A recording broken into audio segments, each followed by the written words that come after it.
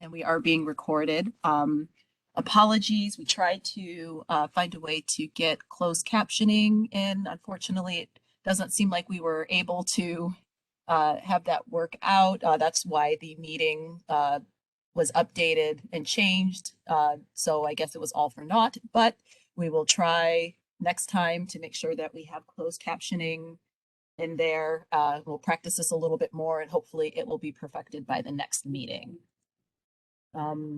Usual meeting procedures, mute your line if you're not speaking.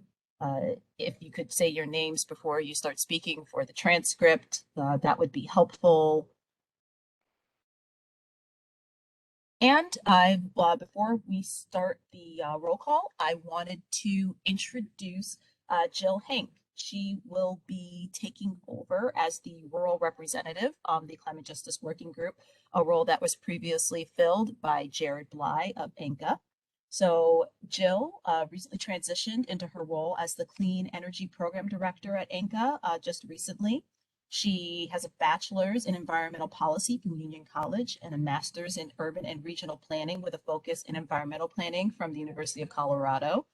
And she was most recently the senior sustainability planner at the Capital District Regional Planning Commission. And she worked to implement NYSERDA's Clean Energy Communities program, as well as Climate Smart Communities program in municipalities in the capital region. So she has a wealth of background.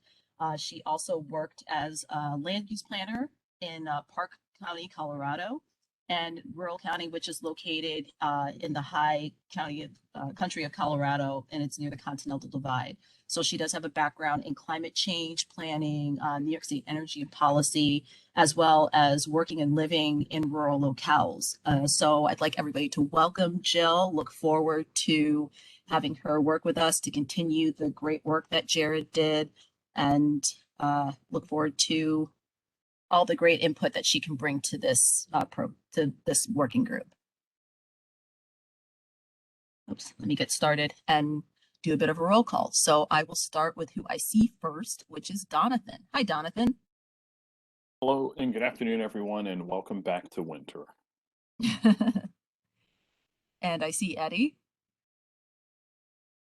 Hi, and don't rub it in, Donathan. We were saying that exact thing this morning. Hello, good afternoon, and welcome, Jill. Amy. Good afternoon. Welcome, Jill. And we decided winter would be a great time to break ground on our new building. So we've done that today. Congratulations. Hi, Elizabeth. Hi, every Caribbean cell in my fiber is revolting. Good to see you all. And Rawa. Good to be here. I wish I could pan my computer so I can see all the snow in Buffalo. Well, I figured that Buffalo would be slightly worse than what we've got going on here in the capital region. Mary Beth. Hi, all. Yep, cold and snowy here too. And welcome, Jill. And Sonal. Hi, everyone. Sonal here. Welcome, Jill. And Neil. Hey, good afternoon, everybody.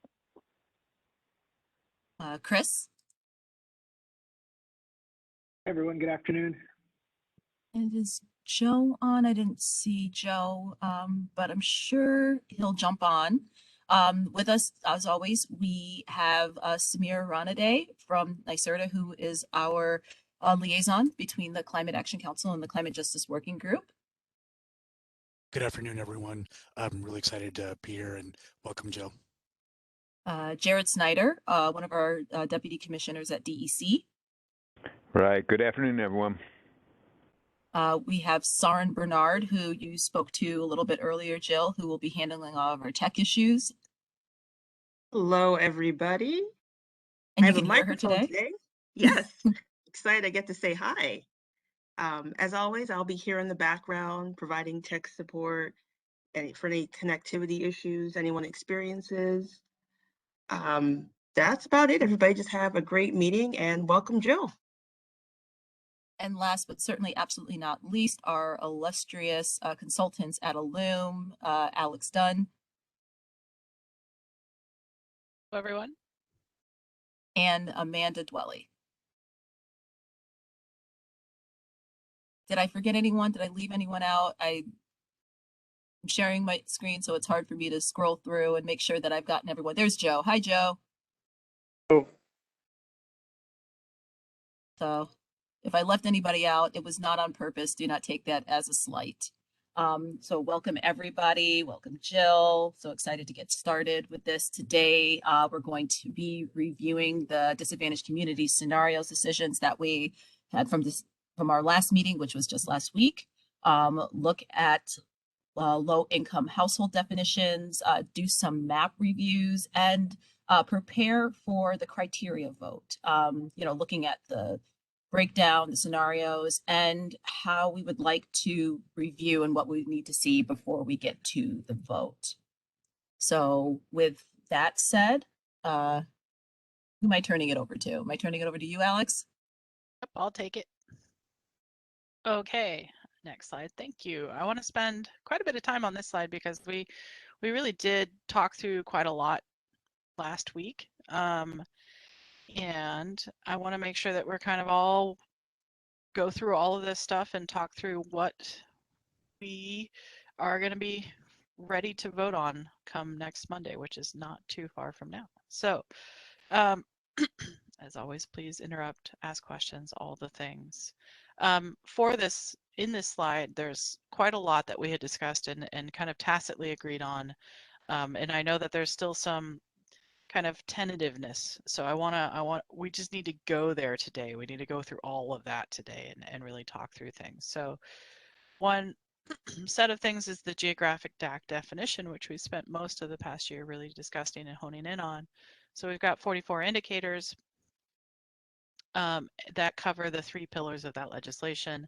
The scoring approach really is a percentile rank, but to make it more equitable, we kind of separated it out so that we have New York City and then we have the rest of the state, and that kind of creates a balance without everything being pulled into New York City. And then the last 3 meetings that we've had, we've really kind of bounced around trying to figure out the right proportion to designate as a DAC. And so we started around 40 and trying to go through this kind of no DAC left behind idea, but then started to really think about what are the diminishing rates of return and how much of that, when we start getting up to that 40%, really focusing maybe too much on some of those higher middle income areas that might not need the funding as much. And so we talked about and kind of centered around 35% for the geographic DAC designation. But then we also discussed having an individual criteria, and this is largely because people very low income are dispersed across the state and sometimes in places where there's a lot of high income residents, and not wanting to leave those residents of New York State out of the fold of this, we discussed including an individual criteria that would be layered on top of the geographic designation. And what we discussed on those was really, okay, do we do it or not? So that was really the first question. And then the next one is, well, how do we define it? Because there's lots of different levels of doing this, and how we define that, how we looked at the different kind of, breakdowns of that was to look at what are programs using currently, what's feasible, but also what is not finding that balance again with making sure that people are included that really need this, and then also making sure that we're keeping it honed in so that 40% of the up to 40% kind of goal of funding is not being kind of dispersed too widely. So we really kind of edged into defining low income households as below 60% of state median income. There was some discussion though on this, because I think what's tough about this is trying to use an index that is either regionally kind of taking into account the regional distributions in cost of living versus not, and what the feasibility of that is. So So I think there's more to talk to there, but we really kind of honed in on this as the majority wide kind of agreeing on it. Then the third pillar or wing of this that we discussed, and I think is just as important as these other two, which I know we spend a lot more time on, but the idea that no matter what gets decided or voted on Monday, that we need to create a system that is evaluated annually, that the criteria are reassessed, that the definition for low income and the geographic definition are reassessed and evaluated. And then as we gather more data about how investments are being flowed, pushed in different directions, that will give us a lot more information, because right now we're doing this in kind of the theoretical sense. We're highly educated and taking a lot of different information and putting it out here, but we still don't know how this is going to work, and that's because it hasn't happened yet. And so this annual evaluation and review is pretty vital. That is the summary of everything we've discussed for the past year and a bit. And it fits on one slide, which is kind of shocking, but cool. And the devil's in the details. Now, I would like to hear from you all, because there are places here that we can go today. We have time today to really make this fit your needs and what you're questioning and doing. So I would like to hear from you about what those elements could be, and what you have questions on, where you really want to discuss. And then I'll cede my kind of time to go into a few others to talk through things. Alex, is this a good time for me to ask a question? Always.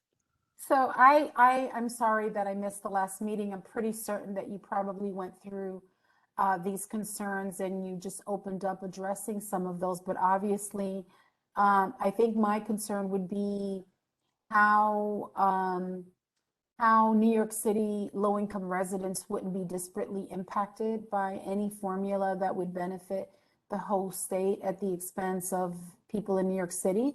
One, because we have the majority of low-income people, the whole state benefits from the work that we do in New York City, and anything that would be applied across the board wouldn't be the same in a place where the cost of living is higher than it is in other parts of the state. And so I've tried to look through the slides to see where that's addressed.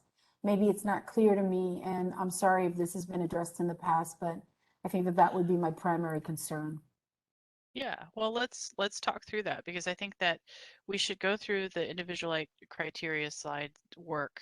And Amanda, if you want to kind of work through that, we can do some of the breakdown of the regional stuff. And then, this is what this working group makes of it. So this is where the discussion needs to be today, I think, particularly this component. So Amanda, do you want to, I can cede to you and go to the next few slides.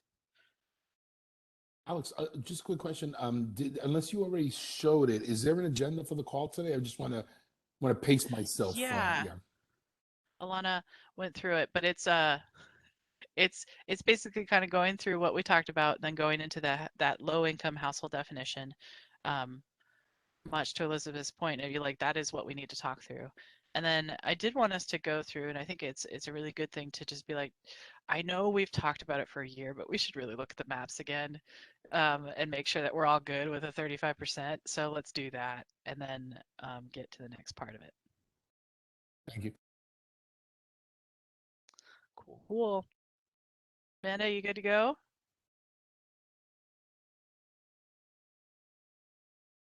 I think you're muted. I think you're muted, Amanda. Let's start with slide 11, and I'll recap a few things that lead into some of this regional analysis. So let's start here and just, so last time we discussed if we were going to include low-income households, how would we define them? And we talked through some options to define them. The most kind of restricted and limited would be less than 100% of the federal poverty line, which is about $17,000. Another proposal has been less than 60% of state median income, which aligns with numerous energy and utility bill assistance programs listed there. And then to add even more people, you could bump up the threshold to a moderate income threshold, less than 80% of area median income, to align with many affordable housing and rent relief programs.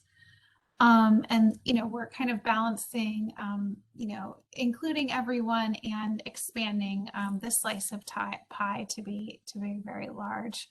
And where I think the Climate Justice Working Group members landed last time was balancing, you know, desire to be inclusive with this thinking that we're just at the first step here and there's an opportunity to reassess and expand things later. So thinking maybe we don't expand all the way to start. Let's start with this low income definition that aligns with the programs listed here. That's about 60% of state median income. So let's go to the next slide. Okay, so this is a recap of, you know, we've seen this many times before. This is just about the households that might be left out of the geographic DAC definition. So the first line is showing there's about 2.5 million households using maybe 2015 to 2019 census data in the geographic DAC definition, which is about 35% of the households in a state. In that middle line that says households with less than income less than 200% of the federal poverty line is really who we're talking about in some of these income discussions, using this as a proxy for 60% of state median income. So right now the geographic definition captures about 51% of these low income households, but still leaves out about 1 million households. So we're talking about having our 2.5 million households as the base there in the geographic definition and adding about 1 million households who have incomes less than about 60% of state median income but are outside of a geographic disadvantaged community. So that's all kind of background. Any questions there before I go into some of the regional and distributional things? Okay, so let's go to the next slide. And again, this middle line is what we're looking at. So we're looking at how many incremental households could be added, might be added on top of the geographic DAC definition. So it's thinking again that 35% is the base. And if we look at the middle line here, we'd be adding at least 14% additional households, bringing us to about 50% of households in the state included. And I think it says 49% there, but the options we had in the census data and how they align with 60% of state median income, I think with that 60% of state median income definition in practice, it would possibly end up with slightly more than 50% of households eligible. Again, the majority of them would be eligible based on their residents in a disadvantaged community, and the remaining maybe 16% would be eligible through income. So the question is, where are these households? And we have a few different ways to look at that next. Is this? Alana, have you refreshed? Are you still presenting from SharePoint? Yes, I'm presenting from what we linked. Did you? Yeah, that should. Okay, I've been moving things around. Okay, you know what? Maybe when I unshared and then shared again, maybe refresh somehow. Let me do that. Let me stop sharing my screen and then refresh. Sorry, everyone.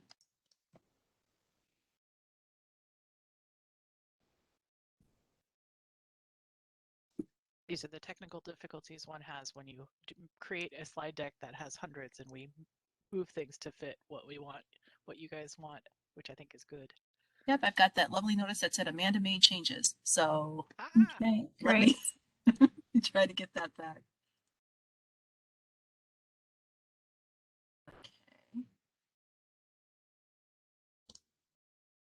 All right, and we were on, was it, nope, sorry. What slide number were we on? Let's Was look it at 14. 14? Is that So what we this should be is saying? something we looked at a while ago, but we haven't looked at recently. So this kind of shows us how well the geographic definition fits low-income households in rural, suburban, and urban areas. So, so this is showing, if you look at the left in rural areas at this point, so again, this was from October 19th, the numbers have changed a little bit. About 19% of all households were in a geographic disadvantaged community. That's the portion in gray. And about 26% of low income. Oh, and in this case, this was high poverty households, so less than 100% of federal poverty line. So 26% of high poverty households were within a disadvantaged community, which meant that in these areas, 74% of high poverty rural households were outside of disadvantaged communities. And we see the reverse was kind of happening in urban areas where we're about 74%, that green bar of high poverty households lived inside of disadvantaged communities, but there were still an additional 26% of high poverty households outside of disadvantaged communities. So this is really saying that far right green bar is saying that the definition, kind of the geographic definition, fit and captured low-income households better in urban areas than it did in rural areas. And Elizabeth, I'm going to break this down a little bit more to show what happens when we add low-income households to each region. So let's go to the next slide, and we can revisit these depending on what resonates. The next slide, 15, shows just the distribution of geographic disadvantaged communities. So this is where we're starting this with, and this is breaking down that 35%. How does that 35% vary from region to region? So setting aside individual income definition, just with that 35% scenario, New York City has the highest proportion of its census tracts designated. So even though the statewide proportion is 35% in New York City, about 45% of census tracts and households would be designated as a disadvantaged community. Mid-Hudson, the Finger Lakes, and Central New York also had more than proportional shares. So you see they have more than that 35%. And then you see that there's variation, and some regions have less than 35% of their census tracts and households designated. So our starting point is a place where New York City and Mid-Hudson are getting kind of more than their population proportion share of disadvantaged communities.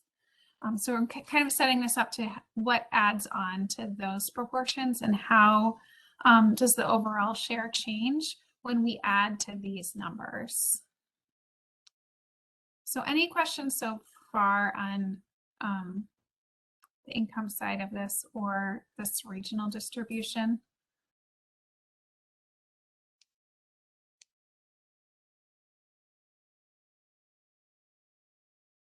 Okay, so let's go to the next slide.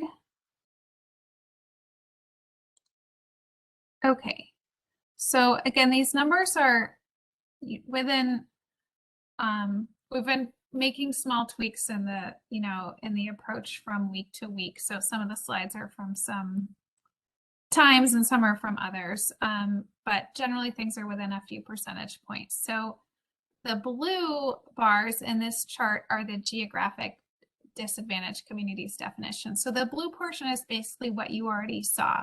So what portion of each region would be designated as a disadvantaged community geographically? So again, this is showing that New York City and Mid-Hudson, their blue bars are the longest, so they already had the most households included under the geographic definition.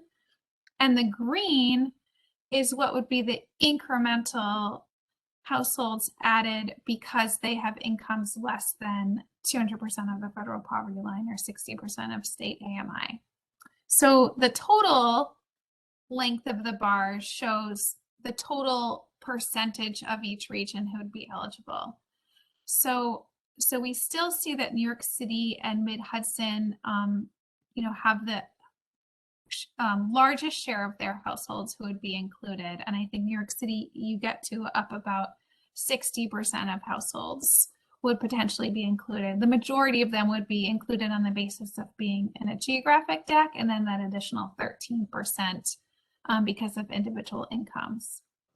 And then if we go down and look at the bottom of this chart, the bottom of this chart has, smaller regions that are generally rural regions. So you see Southern Tier, Mohawk Valley, and North Country. They had relatively few people included in their geographic disadvantaged communities. But when we expand things to allow people with incomes less than 60% of state median income, it adds those green bars. So you see that proportionally more people are added there. And they're getting to be about just over 40% of those regions would be included.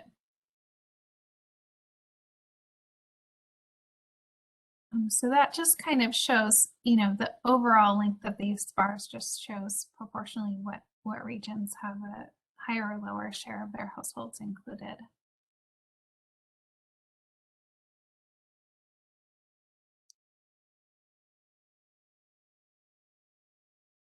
Elizabeth, what of this would you like to revisit or dig into? I'm okay so far. Thank you, Amanda. Okay.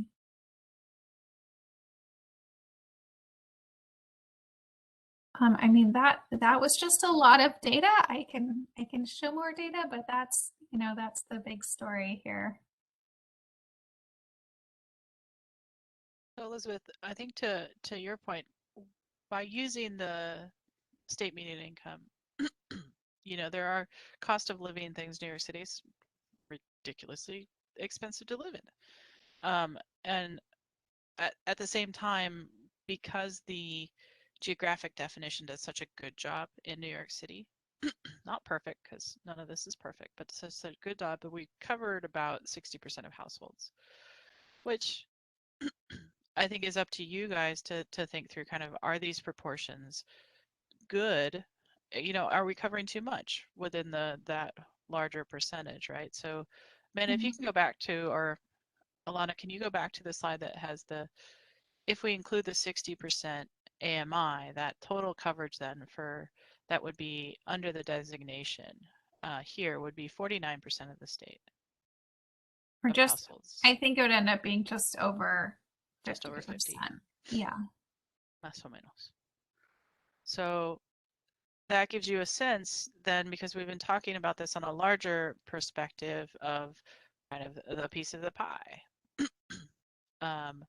And the piece of the pie that goes through this with the kind of up to 40% or as the goal of 40% of the funding to this group right here, there is still the rest of the funding that can be taken up by the rest of the work as well. So any comments, any thoughts here?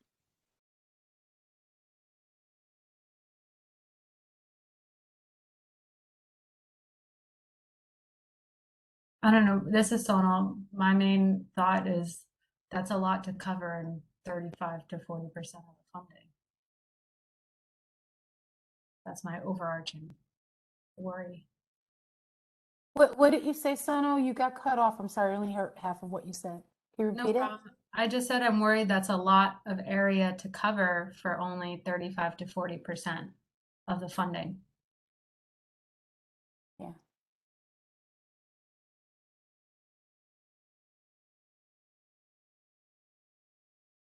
Abby asked the question of just reminding of what the percentage of New York State residents that live in New York City. It's about 43 to 44%. Thanks. But we make up, and correct me if I'm wrong, like 70% of the low-income people in the entire state? Or close to, is that correct? I don't have that number on my fingertips. Good question.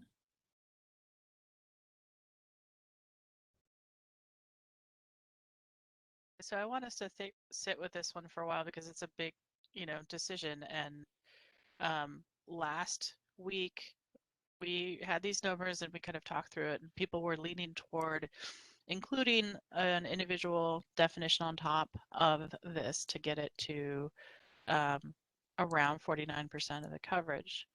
Now, I think we have a couple other thoughts, and Chris, I want to kind of send it to you for your kind of different slides here, and I'm trying to find where those are. Slide 19. Chris, you want to talk through that? Yeah, thanks, Alex. And so, following on that conversation last week about, should we be including low-income households wherever they might be located across the state, and moderate-income households wherever they might be located across the state, sensing kind of most of the group, I think, was on the fence about, is including moderate income, too much of the state to cover, but also kind of, wanting to make sure that we're not like leaving out households that are in residents that are probably like, most in need. So we've been thinking about this, and thought about, putting this on the table in terms of thinking about including affordable housing projects as, on top of the disadvantaged communities geographic criteria.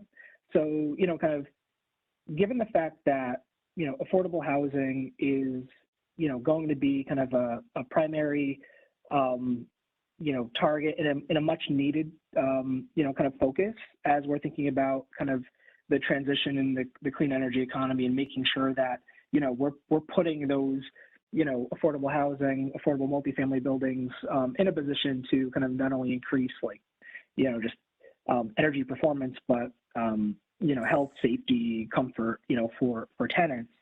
We thought about, putting this on the table as a way to, kind of make sure that, we aren't leaving, other low-income households like out that aren't covered in the potentially covered in the definition, and we can talk a little bit more about what I mean by that in a minute. But then also it's a balance, between all LMI households and no moderate income households. Just with the idea that if a resident is kind of in affordable housing, they have needs for support.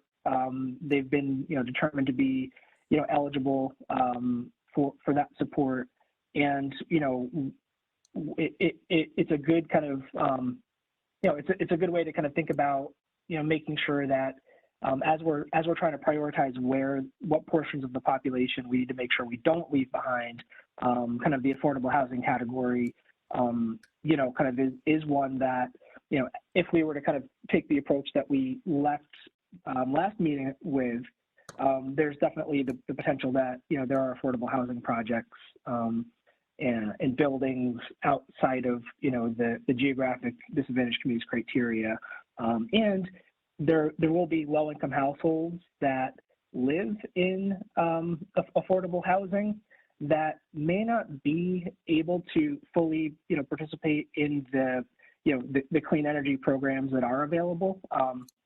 And actually, if we go to the next slide, Alana, we provided a bit of a breakdown here on the number of households that by income category that live in 1 to 4 family units or multifamily units. And this is really, the intent here is to just give an order of magnitude. So we do have a large chunk of our low-income households that live in multifamily buildings.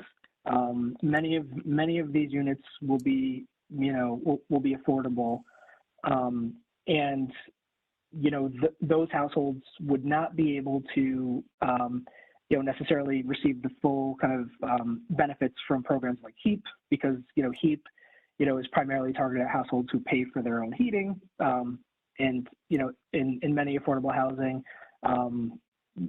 buildings, HEAP might be included in rent. There are programs like Empower that are targeted at individual household eligibility and may not target a full affordable multifamily building. So making sure that we're covering them would be a good step to to ensure that we aren't leaving kind of a critical kind of portion of the population behind. And so the last thing I'll say and open up for reaction in further discussion is there may be, we expect that many of the affordable multifamily, buildings in the state are probably located in areas where we do have, dense populations. And so, we don't know today, for this meeting, how many affordable housing or affordable multifamily buildings might be located outside of, disadvantaged communities. But the likelihood is, there will be, a significant number will be included in the definition already. So we'd kind of be adding like an incremental number of buildings, as eligible. And then there's another open question in terms of, do we limit it to regulated and subsidized affordable housing, or do we try to go, after like naturally occurring, which would essentially broaden the definition quite a bit. But anyway, let me pause there. I mean, do folks have a reaction, especially folks who were kind of on the fence about, the low versus moderate income? I mean, does this kind of help address some of the concerns that, you had, or any other, I guess, reactions?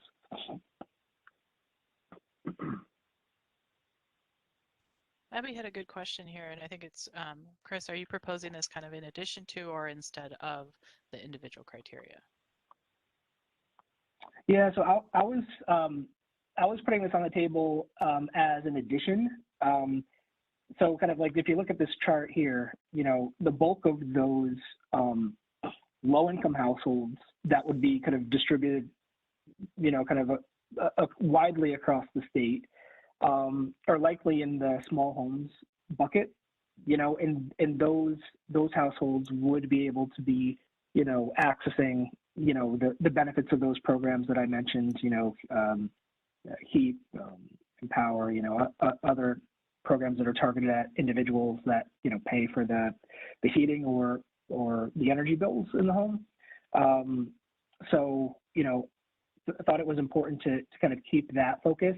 But then what we would potentially be doing here with the affordable housing adder, or however we want to characterize it, is essentially kind of broadening a bit to cover some of those, residents that, have kind of critical needs and would be, whether they're low or moderate income, and make sure that they're kind of captured in the calculus here. I guess I just have a question. I don't really know what the landscape looks like in, the more rural areas.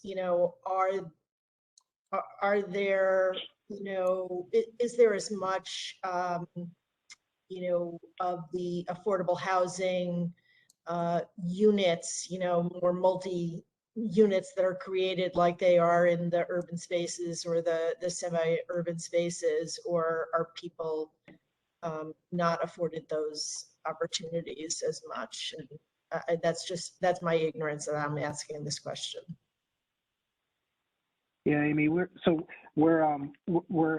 looking into what we could pull together quickly in terms of like location of affordable multifamily properties. But you know, the reality is the bulk of them would be located in probably, you know, more urban areas.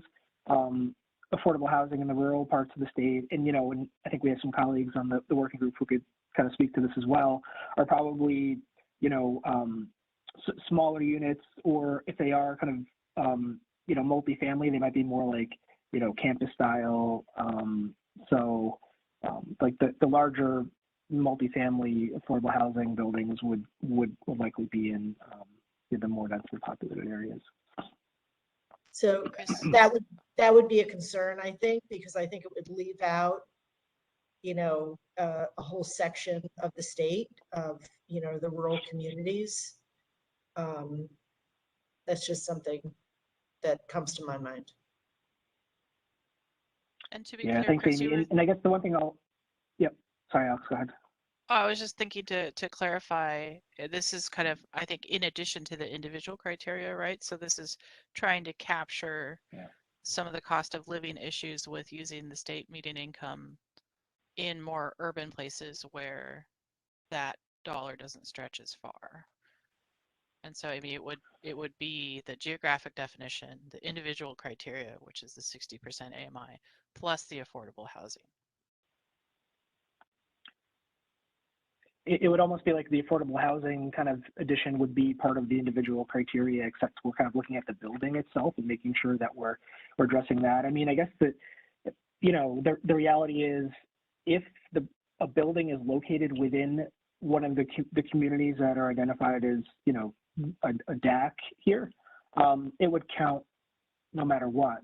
So basically, what we don't have a clear view on, you know, sitting here right now is, you know, what that incremental kind of add would be, you know, like how many of these units would really be kind of in the upstate and rural areas. And that's where there would be an add, you know, in addition to the portion of the state that's covered.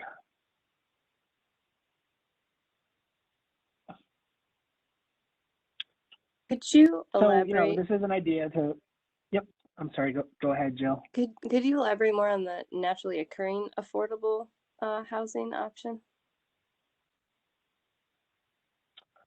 Yeah. How would you determine that? Yeah. Yep. So the naturally occurring, you know, I mean, from like programmatically, the way that would be determined is, you know, so you'd have a building that isn't, you know, technically regulated or otherwise subsidized, but you know, there are clean energy programs now that basically have a requirement that at least a certain percentage of households in their tenants have incomes below kind of the, you know, the low income threshold. So, you know, for instance, I'll use NYSERDA as an example. You know, we had the multifamily performance program. And so if a building owner wasn't kind of in the regulated or subsidized category, we would basically look at rent rolls or look at kind of, you know, other forms of documentation to determine that the building was, you know, was eligible for services. Just thinking, like, most residences in the rural areas are single family homes. They're not multi-family rental units. So I'm just wondering if there's a catch-all for those low income homes that may be naturally occurring that aren't in that rental category or multifamily rental.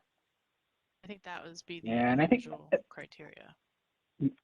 Yeah, and I think that's the challenge, right, that we have. Like, we're trying to balance, you know, making sure we're covering the most, you know, the households or residents that, you know, might need to be need the most support, versus like adding kind of exponentially adding, you know, portions of the state, you know, to be covered by the disadvantaged communities criteria. So, you know, I think where we left off last week was the low-income households designation would probably cover a lot of those, you know, individual households or families that might be in a more rural area. You know, and then when we talked about the moderate income threshold, then, you know, that added, you know, significantly more, maybe 10% more of the population that would be covered, and that's where I think that, you know, most of the members of the group were a little concerned about, you know, how how kind of broad we're kind of making the criteria. So, you know, in this case, if we kind of look at affordable housing, you know, we certainly could be including, you know, those individual affordable buildings that are like, you know, in rural areas to the extent that they exist. But I think, like you said, the bulk of them bulk of residents will likely be in, you know, smaller homes, upstate and rural parts of the state. So am I accurate in saying that this addition of the affordable housing was to make the individual adder more precise for more urban areas that have affordable housing?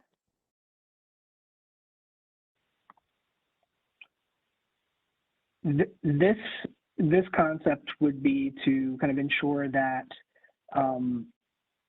you know, we're able to cover, you know, buildings or tenants that wouldn't necessarily be included with the individual low-income household designation.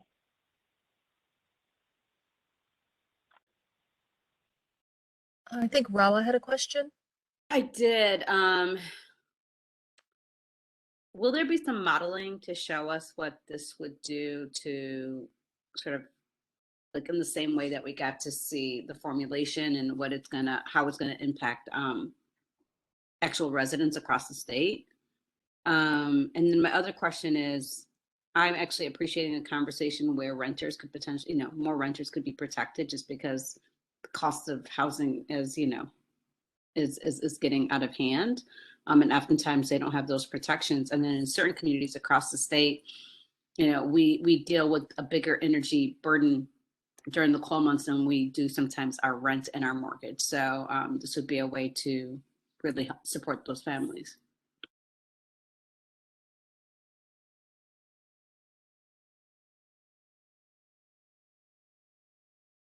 Take us back to slide. Oh, Chris, you can't unmute. Oh, maybe it was a delay. Yeah, I was going to say, yeah, Raul, we're going to work to pull together the data that we can. I mean, fully acknowledge we're all kind of talking about trying to vote on Monday. So yeah, so we're going to pull together what we can and share it. And then, you know, let's make sure everybody's comfortable, you know, and before making a decision. And maybe that's something we could talk about, you know, on Monday prior to the vote, if that sounds right. But obviously, I'll defer to the whole group here.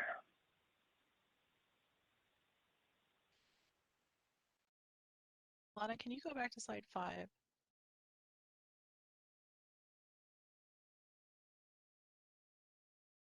Thank you. Okay, one thing that I failed to mention last time when we talked about the individual criteria, and we talked about the kind of, wow, 50% is more than the 40% that of funding, that doesn't seem right kind of thing. And that's really where the annual evaluation review came to. And so a lot of the discussion that we had was, okay, we've got this definition, which, by the way, I think we really do need to look at the maps just to all feel good about it again, because we've been talking so much about the individual criteria that we've, you know, not seen and felt what 35% really looks like geographically. And then you've got the overlay of the individual criteria, which seems particularly critical for rural areas, and I think is something that the rural advocates are really want, and I think you could see why in Amanda's really awesome graph. And then so it came to this, which is, well, how do we know about how investments are going to be moved through things? And Amanda just reminded me that it was rural areas and gentrifying and gentrified areas. So in that case, there are still low income residents in those gentrified areas, and they're going to be missed if not, and if we don't have some kind of individual criteria. So all this leads us to this very hypothetically feeling thing, and where we're all feeling like, well, this isn't perfect, and this isn't, you know, what I envisioned, and And I should say this, the story of how California has done this is that they started with a geographic definition and very quickly the next year added an individual one. Amanda, correct me if I got the history wrong here. And then started adding other things to it. And it was through that evaluation, that annual review, where they started seeing how things got pushed, how the investments were distributed, that then helped them fine tune to make it equitable across that time. And so one of the things I think that we can do is in this, what you put forth to vote on for public, well, what we put forth to vote and then you vote and then we put it to public review, there's still that public review process that we then have to come back together and address comments. And so there's a lot of time in between there that we can work on some of this. But then there's also, I think it has to be baked in, this annual review and assessment, which, by the way, means that we meet more than one time a year. Because it's just going to take a while, but we're going to just make that clear now. You're not off the hook for just 1 year thing. So where we left it last time was, okay, I'm feeling kind of okay about the geographic definition plus this 60% state median income with an annual review. And now we have this idea of, okay, well, we can add this affordable housing element, which really would help to kind of allay or kind of fill in some of the gaps that we might see based on cost of living in certain areas and other parts like that. So we've got that.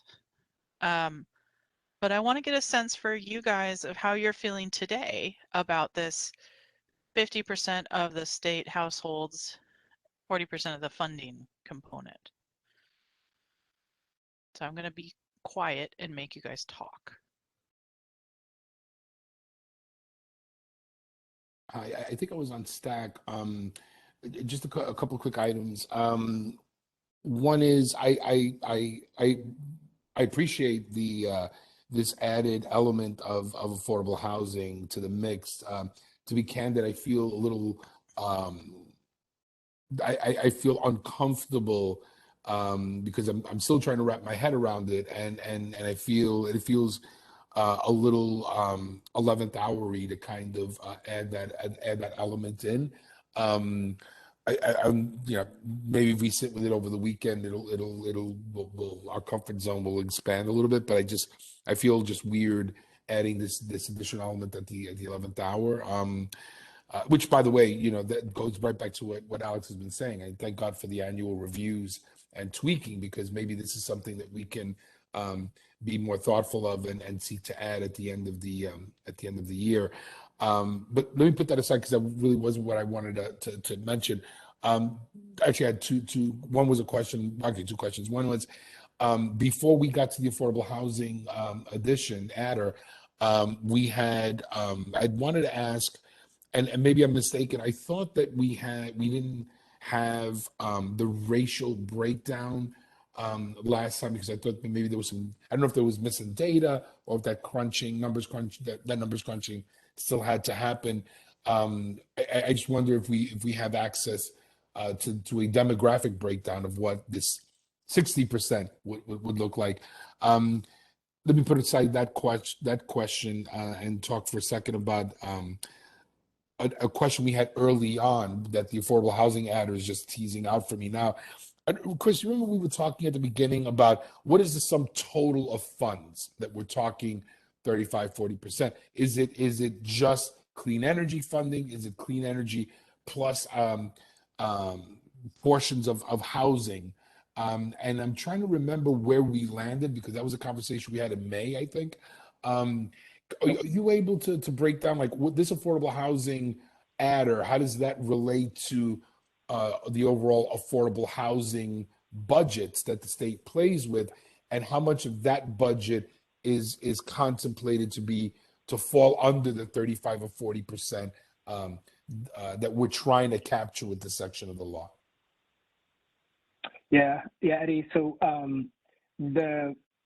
the funding that would be targeted would be those dollars that are clean energy or energy efficiency focused. So it wouldn't cover the traditional, affordable housing kind of expenditures that the state advances. However, as everything is evolving, one of the things that we should expect, over the next, couple of years is, there's going to be a large push to decarbonize, housing, affordable housing, well, buildings in general, right? So there's going to have to be a larger focus of housing dollars on clean energy and energy efficiency. Where we are today is, it's limited to like those clean energy budgets that are going to like to support those sorts of projects. But I would imagine, this is just my speculation, but I would imagine we'd expect to see an increase in focus there in terms of budgets. And if I can, just off the top of my head, because I don't have this broken out in front of me, but we have, and I'll speak for NYSERDA, we have roughly between now and 2025, nearly $200 million that is targeted at clean energy upgrades in multifamily properties. So whether that's like, existing preservation retrofits or new construction. And then there'll be, the investor and utilities have a similar size budget, actually probably a little bit larger, that is doing the same thing. And a portion of HCR, Homes and Community Renewal, they administer the Weatherization Assistance Program, and approximately half of that budget every year is going at multifamily housing. So I don't know if that's helpful. I know it's probably easier to see all the numbers on a page, but we're working on pulling that together. Thanks, Chris. And I don't know if anyone has the racial / demographic breakdown. If I know we went over an aspect of it last time, but I also recall that there was some difficulty trying to break down some of the numbers. I don't know if it was, let me stop there. But and I also see Rawa was on stack as well. As a teaser, Amanda worked her magic. So after this TAC.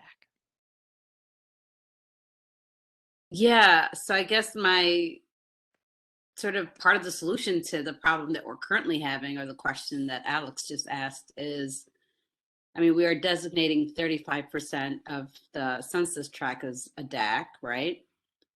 But that doesn't change the amount of investments of 40% going to whatever scenarios that we're picking, right? But maybe because the reality is that there are a lot of low income and poor folks in New York State, is to, on the investment side, make more investments go to these communities if we actually want a just transition.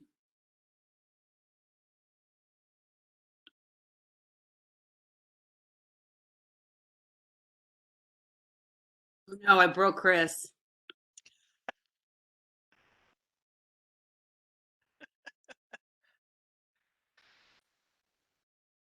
Well, I like that non-zero sum game thinking. And then I think that is a question outside of what you can do with a vote for Monday. So I'm just gonna, because my role is making you guys vote. But I do think that's more. That's a different kind of vote. Exactly. Worthy of discussion, though. Amanda, you want to go through? I forget which slide it is. We have two slides with racial and ethnic information. Probably doesn't answer the question perfectly, but let's go to 18 first. And this was something I just put into a slide what Chris emailed out during the meeting last time. So this just shows the race and ethnicity of people in these income levels.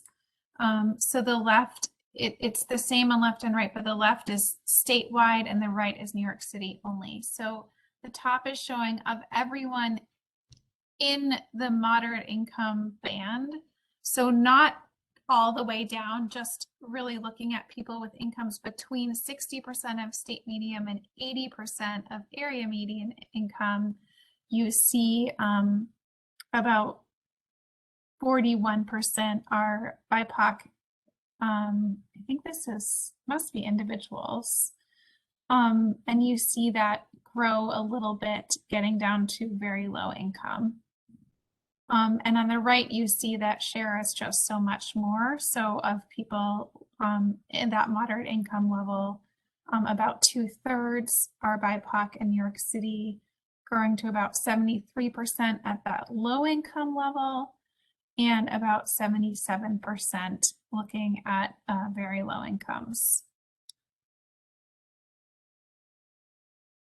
Doesn't quite answer who's included in the DAC definition, but just some context on who might be included. I think this was aimed at the question of if we expand to include low-income households, how many of those households would likely be people of color? And Eddie, also I'm going to add to this also because I think this is where the geographic DAC really sings, because it does, and we can show you, when we look at the maps, we can show you some areas, particularly on Long Island, where we capture a high percentage of BIPOC, but we do not, but it's also higher income. So that we're trying to capture and managing to capture that in the geographic regional definition a little bit better than we would with the individual one. But trying to layer those two onto each other is basically impossible. So it's kind of like there's this, we need to verify this in that coming year and to measure it, because I think that this is one of those hypotheses that is testable once we get better data. There's then this question through the DAC, through the chat, not the DAC. Great. And so Chris, Abby's asking, are the investments in the affordable housing going to happen regardless of whether we include it in our definition or not? And I feel like you answered it, but I also just, it's worthy of reiteration. Okay, sorry, I was having trouble with my mic, but yeah, so there would be a budget for, there'd be a clean energy budget for affordable housing no matter what, right? So whether we include the definition or include affordable housing in the criteria, entities like NYSERDA or the utilities would still have budgets that are going towards affordable housing. I think it's more of a question of, what the focus, the size of the budget and kind of, affordable housing being more of a focus, for those portfolios.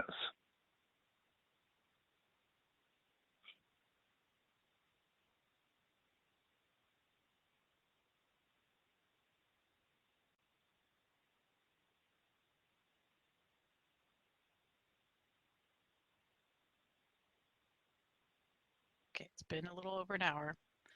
I'm going to take us back to, I think it's slide 6, actually. I unhit it, so I don't know if it will work or not, but try it.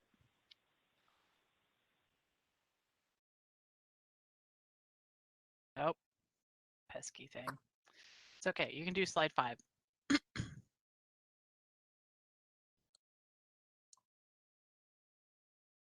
Going back to here.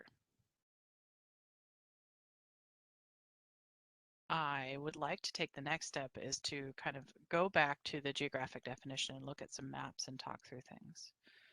But I also need to get your temperature right now about how you're feeling with the individual criteria.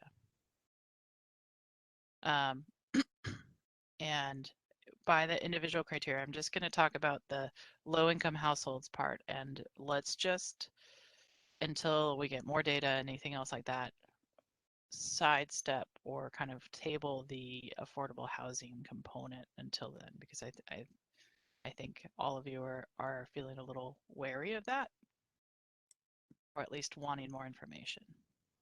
Speak up now if you disagree with that.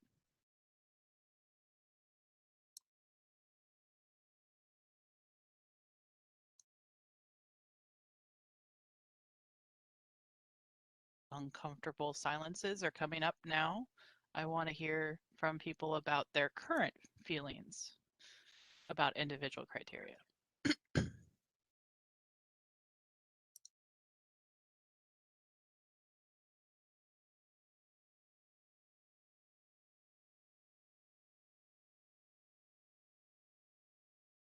This is Abby. Can I clarify something from the chat earlier just to make sure I correctly understood? Amanda wrote at 301 about the percentage of households in New York City that are low income.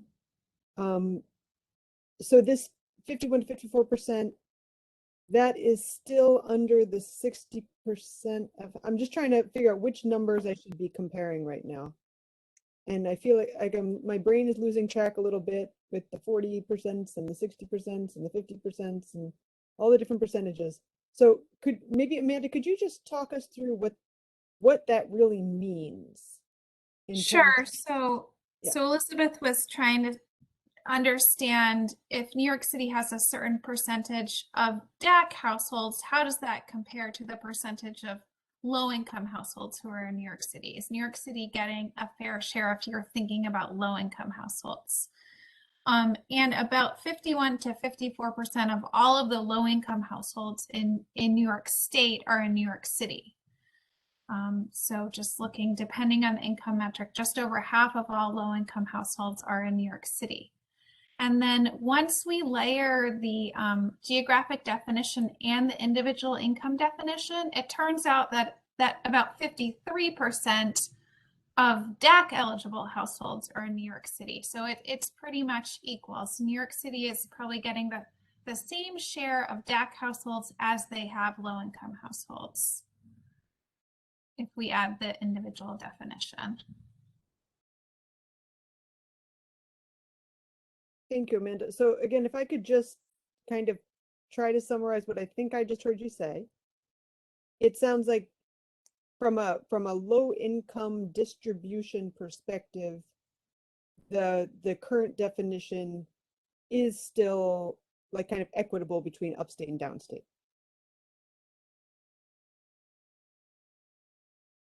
Yeah, generally between those two regions in general, they have similar, their disadvantaged, the households eligible for disadvantaged communities definition is the same percentage that they have of low income households. That just made it totally worse. But generally, they're each getting their proportional share if you're thinking that you're benchmarking to low income households. Take percents of percents and then divide it by another percent. That's how it feels right now. Can I just get a clarification? But you're saying that's only with the individual criteria added on? Yes. Okay. Debbie again. So let me thank you, Amy, for that clarification, because I think that what I just heard is that actually the individual criteria works out well for both upstate and downstate. Yeah, I think what we're showing, remember that slide with the blue and green bars? It was showing that as you know, we talked last time, it kind of fills up or fills the cup more for upstate, but it still adds to downstate. And New York City still ends up with a, you know, more households being included. Okay, so back to your question, Alex, just trying to move us toward a vote. I feel comfortable with the current definition. And I think then our biggest challenge is making sure more money goes to all these communities and individuals that we are designating, because if it's not enough money, then it all kind of doesn't matter at the end of the day. Yeah. My own 2 cents on this is this is where that review will be really helpful to even see what is currently, given the current, like say you backdate this and you kind of look at what's being done now. How underrepresented are these very at-risk people? You know, what percentage of the funding across all agencies, not just NYSERDA, is currently happening? This is at least a step in the right direction, but then you get to reassess and hope increase the piece of the pie. Can I ask just a clarification question about the question we're being asked to consider right now? Is the question we're basically taking everyone's temperature about the addition of individual households, which I thought we had already talked about the last, or is this more fine-tuned? Is this about which bucket of individual households, the 60% state versus 80% AMI? That's not the question that on the table right now. It's the former. Well, I think, last time we took the temperature and most people were kind of like, okay, 60% state median income. Let me see, what slide is it? Let's go back to the piece of the pie slide, because Eddie, But I'm that is the trying to question, right, answer. Alex? That I is mean, the question, is just, okay. are you okay with individual criteria? No, Okay. but that's the threshold question. This question about which bucket of individual. Okay, gotcha. Sorry, that's not the question we're asking right now. But I'm getting there. So you're just stealing my thunder. Sorry about that. It's all good. I think, okay, so what I'm trying to at? do, what I'm trying to do here is actually, this is Alana, perfect. Is try to okay, we're good with 35%. We all kind of feel pretty solid with that. Like, it does mean that having some kind of individual criteria is probably really, really helpful. But then when we were talking earlier today and you looked at this proportion, and we looked at, say, the proxy for 60% state median income, that gives us then a total of 49% of the state. And then that felt today like a lot. And worrying about kind of the hopefully the floor of 40% funding for this. So what I wanted to gauge is, if everyone's okay with some kind of individual criteria layered on, then where do we go next? And I also just wanted to make sure everyone was okay. I am driving everyone to make a vote on Monday, and it's Thursday, so I'm gonna make you talk now. Where do you guys feel about this? Choose one.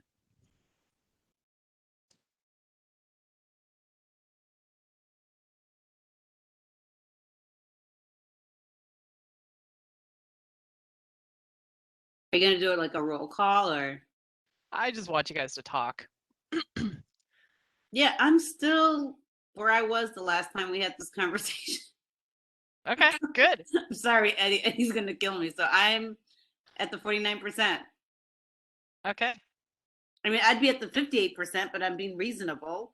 And, I'm just going to try to convince, NYSERDA and DEC and all the other state agencies of having adequate funding because we have a lot of folks that are in need. So I think the middle place is a good place to start. Abby agrees with you.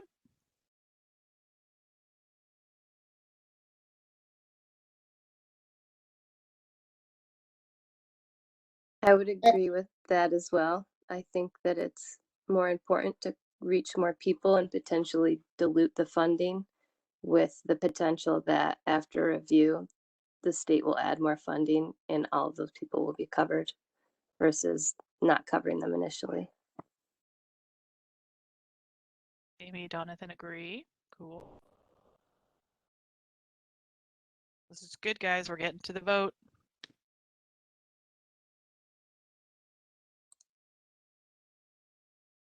Cool, cool. Beth, Sonal, right there.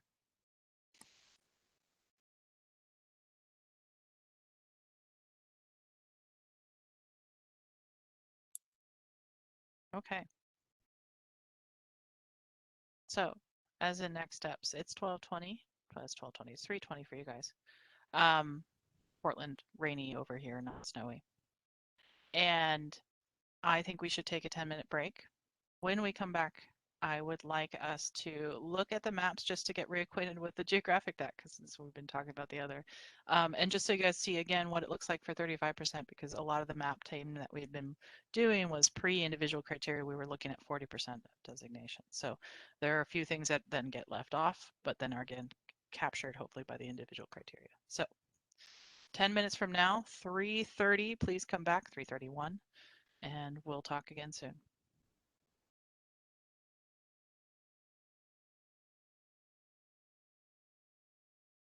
starting at 22 on.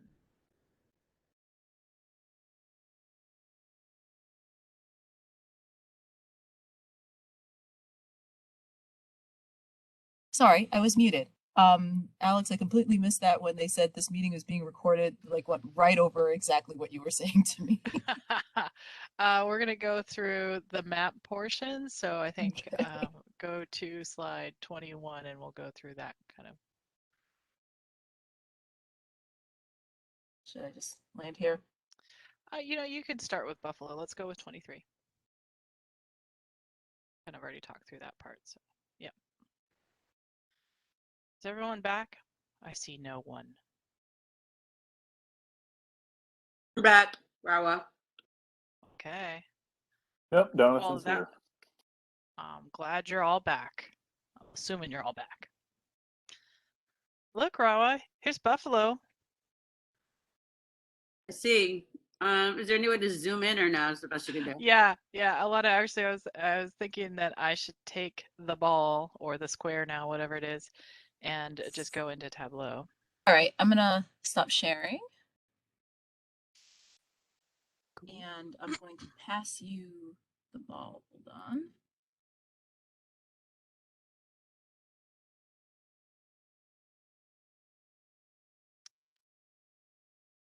Okay, you should have it. Let's see if I to share. Oh. Just seeing everything white.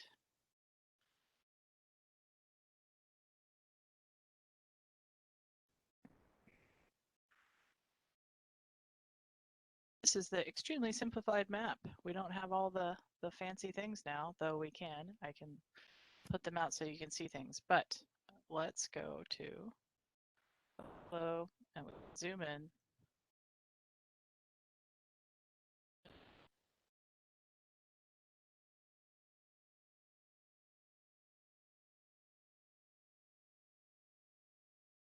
Last time we looked at this, you were trying to avoid some of the areas around here. Yep. I think. Yep. And so the actual reduction of 35% pulls that out, and then we had fine-tuned a few things. Yeah, that looks about right. Main Street, that top little triangle, I'm not sure why that's not a DAC with it. This one right here? Nope, right next Oh, to this one. Yeah, the little. Oh, I see. Yeah. Okay. No, I think you're right. That looks good.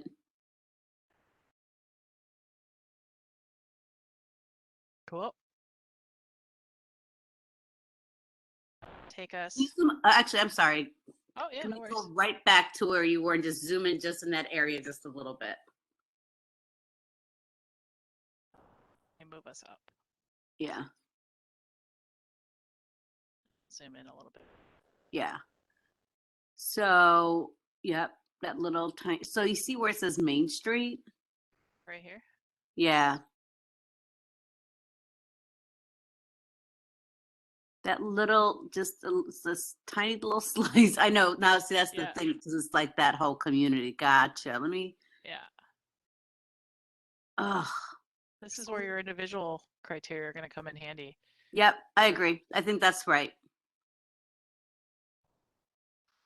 Yep. And I really wish that the block groups were sound enough to be able to do, but they're not. So we got to go with tracks, which means this happens. Yep. Okay. All right. Anybody else want to go see their part in New York?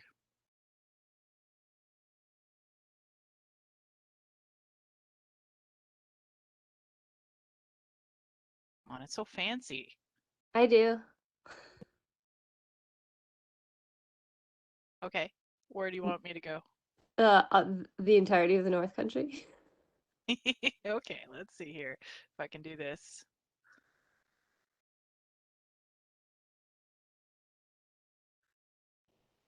So we're missing what I think ground truth wise were a few of these right here.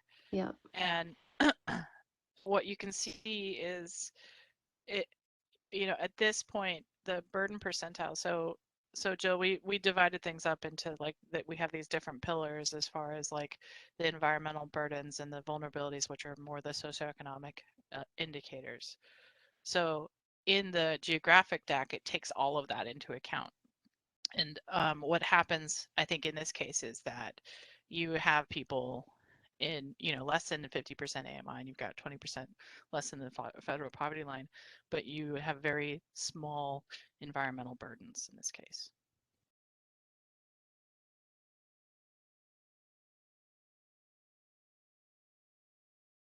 You can kind of see that in a lot of these.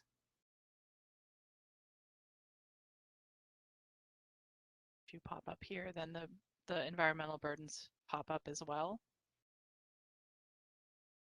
That's what makes it designated a DAC.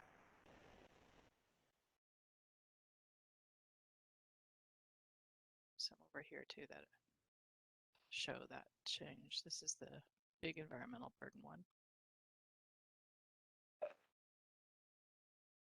That very bottom of the white box has the burden and vulnerability percentile. So you see in this case, it's about 51% for environmental and climate burdens and 57% for population and health vulnerabilities.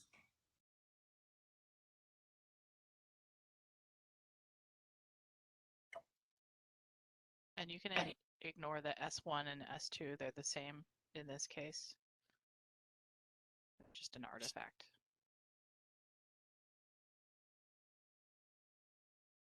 Thank you.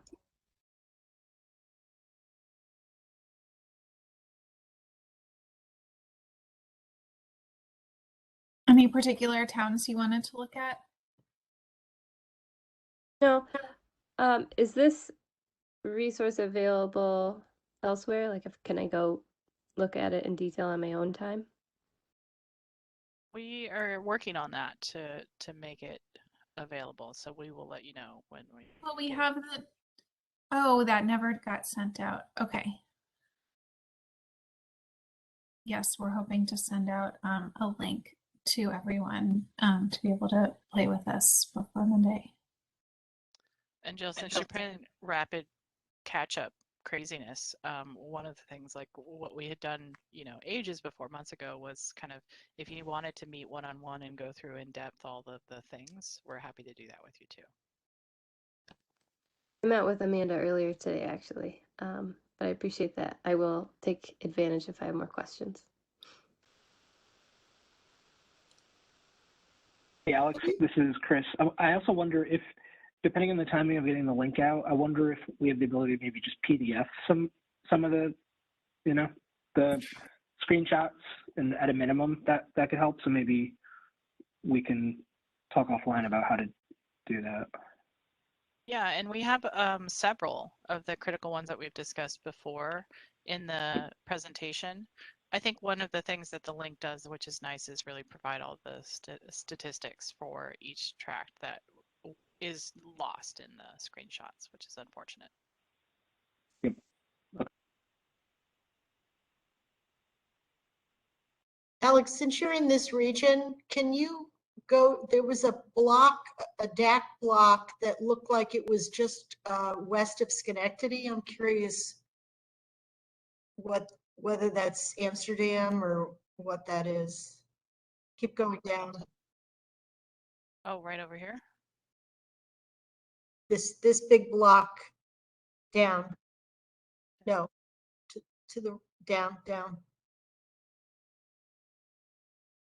It looks like Johnstown, but then it's below Johnstown. I can't see what it says. Fort Plain, is that the one? Right here. Yeah, there's a whole DAC there that, oh, it's Montgomery County. Okay. Let me zoom in on that and see. So it looks like that has a high burden percentile. So it's maybe there's different industrial facilities there. Yeah, I mean, Amsterdam is should be a DAC. I was surprised to see how large it was, is what shocked me. And so I was wondering what what all that is. So it's Fort Plain, Fultonville. It's not actually that large. It's 1, 2, 3, 4, 5 tracks. It's just area-wise very large. Yeah, But the I mean, population in each is small.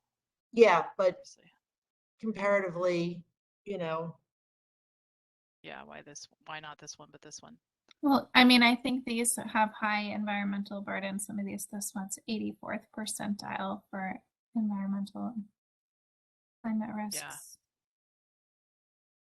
Amsterdam itself has quite a few. yeah, I mean, that doesn't surprise me. Huh, very interesting. So it's got to be near a plant or some of the other Yeah, I mean, environmental burdens. it was definitely, an industrial area. There was the old beech nut plant out there and a lot of other things, so.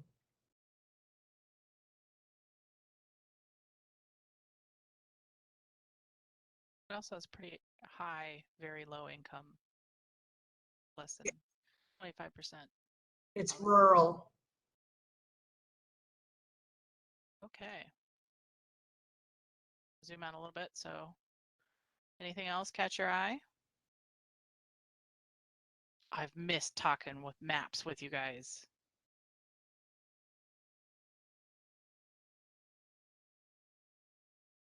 Just anxious to see it up close and personal. Yeah, we'll get the link out soon. That's your jam, right, Don? Do you want to zoom in more? Are you saying you're interested in what facilities are there, or we can zoom in more and look at what's there? I don't want to take other people's time, on particular areas, but I'm anxious to be able to spend some time doing that myself. I'm sure everybody wants to look at their. Right? Their spot. Yeah. Yeah. Okay. I'm moving down the line, but I kind of skipped over a good solid chunk of New York. So anyone else? Could we take a look at Long Island, Alex? Absolutely. Okay, so I'm going to zoom in a couple places because we've spent quite a bit of time looking at and trying to make sure we're capturing. Eddie, this is there's some really good examples in here of capturing some of the middle income groups that have a higher proportion of BIPOC communities in them. Can you zoom in a little more, Alex? It's helpful to just kind of see what's actually in these places. Yeah, where would you? Let's start over here. Yeah.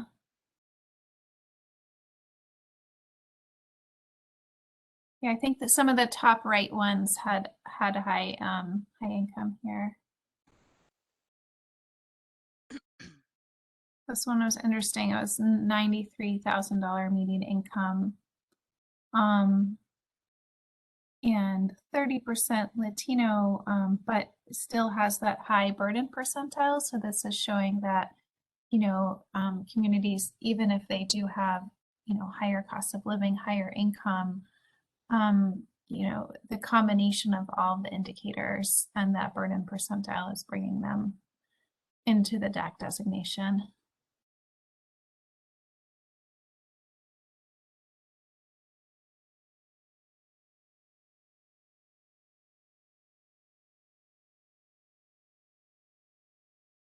Okay, so these are more moderate income. Oh, here's another $94,000.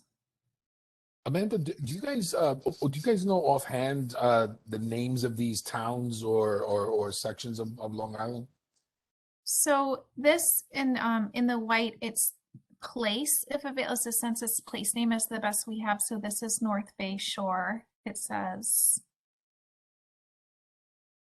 on the map, you can see it's Pine Air. And then we can really zoom in. You can get a sense of things, but we don't have neighborhood names, which would be amazing if we could. Go back to that top right one that says underneath.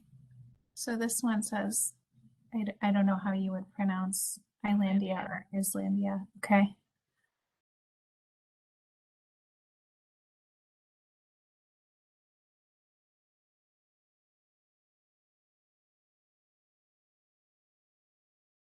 So one of the things that Long Island brings is there are places where we have very high vulnerability percentiles that pull in as DACs, but then others also that have very high burden places that pull in as DACs. In this case, 59% Black African American, median income is 94, burden percentile is still really high, 73%. And so this is, really kind of feels like a middle class neighborhood that still has a very high environmental burden. Yeah, Alex, that's been of concern from the very beginning. That one of the things that I shared early on was that Black communities may be in some places in a different income bracket, but still susceptible and have to be included. So it'd be great to know where those places are, where that's a focal point. That's important. Yeah, we can. So this was one of the things, Elizabeth, because of your concern and Eddie's concern on this, we've been looking at them, and Long Island actually shows a lot of those, and you can see here that the geographic one is managing to encapsulate or grab a bunch of those as DACs, and so that made us very happy to see. I'm sure, just like it's perfectly imperfect, it's not capturing everything we want, but it's pretty good. So we're managing to capture this, which is median income 94,000, 59% Black, and then we've got over here kind of a lower median income, generally speaking, very diverse BIPOC census tract. And again here, middle income, 61% Black. So it is managing to capture that, and I think part of that is frankly the redlining and the historic discrimination. So you have middle class Black families living in more environmentally burdened neighborhoods, and because of the way that the geographic DAC is working, it's adding them together, and they are included, or at least a lot of them are. That's great. Thank you so much for that, Alex. Alex, can we quick look over at Brookhaven? I know Right, there's a landfill. Keep going right, yeah. Oops. And right and down. Yeah, right and down. Working on it. Okay. Wrong icon.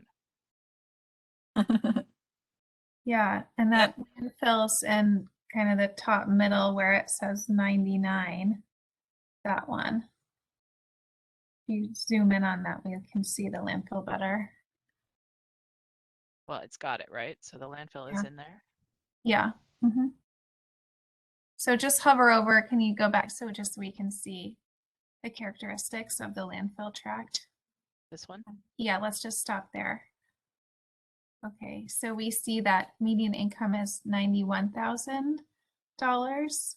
And you see the burden percentile is picking that up at a 71st percentile, and the vulnerabilities percentile is just below the 50th percentile at 46%. So when you multiply those together, it's showing up as a DAC. And what about the track just below it? And the two tracks below it. Definitely want to. So that one's really interesting. It's lower on the burden score, but much higher on the vulnerabilities percentile. Much lower income, 69% of people below 80% AMI and 26% of people below the poverty line, 46% Latino and 35% Black. And then you pop up back to the environmental burden on this one, percentile. So this is indexing high on both sides.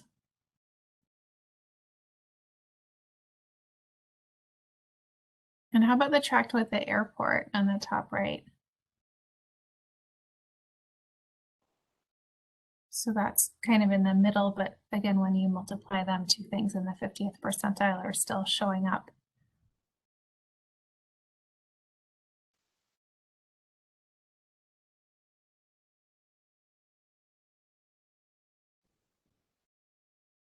Anywhere else on Long Island to look? Because it came up top Greenport. Up here? No, it's up right there. Yeah, it's that little, you were just on it, that little red dot right there. Yep, Greenport Village. So pretty high in the vulnerability percentile at 78%, likely driven by income as well as 21% Latino, 16% Black, but low on environmental and climate together.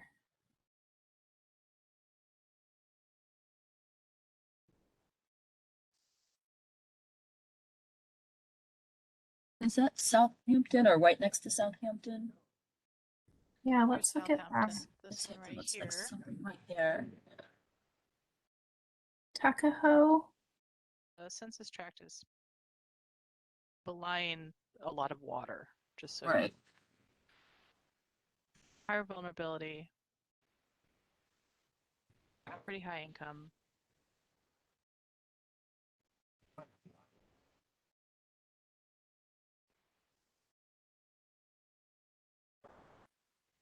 But this is where, so the median income dollar values aren't really used in our scores. The scores really use the percentage of people below each threshold. So this has 52% of people are low to moderate income.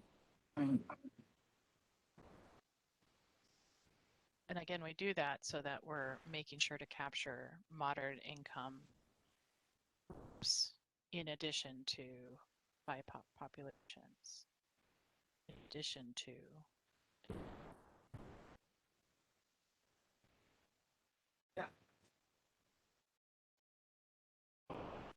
That's what I wanted to see. Thank you. Yeah. Should we head west a little bit and look at the city? Go west.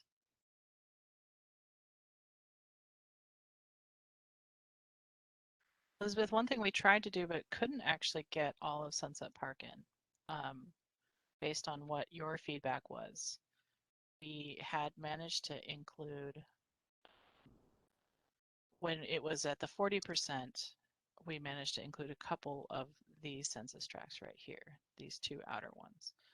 But they did not come in after, like these two middle ones and these two, we could never get back in, no matter what we did, unless we started doing like 50% of the state. What do you mean you couldn't get them back in? I don't understand. Well, not back in, but you had ground truth these to be, you know, disadvantaged. And so what we were trying to do was, you know, we're trying to like manage all the things and make it so that we're making the model fit with the ground truthing in so much as we could with the data we have.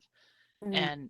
And then so we had a couple of them in that were ground truth that felt adhered to what you had suggested. And then when we went back down to the 35%, they fell out.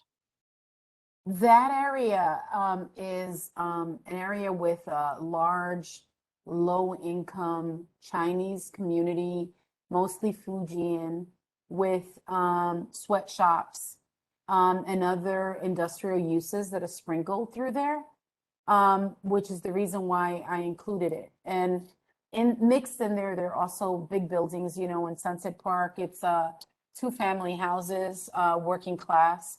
But they're also multi-unit buildings with low-income Caribbean Latinos. So that's an important area to include. Mm-hmm. Yeah. Yeah, and it's definitely showing 53% Asian, so that you know the data is there on the vulnerability side, and we are seeing that high vulnerabilities for percentile of 76%. So that's registering. It's just not ranking relatively high as other areas on environmental and climate change burdens.